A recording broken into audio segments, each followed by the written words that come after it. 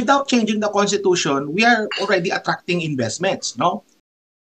Makahihikayat ang Pilipinas ng mas maraming investments na papasok sa bansa kahit hindi baguhin ang konstitusyon. Yan ang binigyan linaw ng ekonomistang si Dr. Michael Batu kasunod ng kontrobersyal na pag-amyenda ng economic provisions ng saligang batas.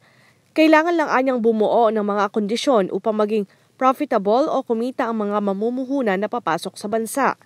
Ilan kasi sa nakikita ni Batu na balakid kung bakit hindi na ma-maximize ang mga investment sa bansa ay ang mataas na singil sa kuryente, kakulangan ng mga infrastruktura na magdudugtong sa supply chain at ang red tape. No, kailangan yung opportunity cost nung hindi nila pag-invest sa Pilipinas, no? Kailangan maging mas mababa yun. Kumbaga kailangan maging mas attractive ang Pilipinas as a place to invest.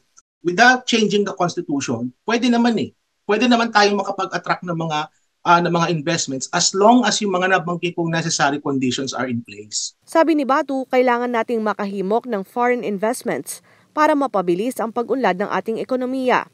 Dapat anyang tutukan ng pamahalaan ang heavy manufacturing dahil ito ang makapagpapataas ng productivity sa ating bansa, lalo na sa agrikultura. Kasi kung magre-rely lang tayo doon sa kapital na na-generate sa loob ng Pilipinas, medyo matatagalan po yung ating proseso ng pag-unlad. Kaya kailangan natin na makaakit ng maraming foreign investment.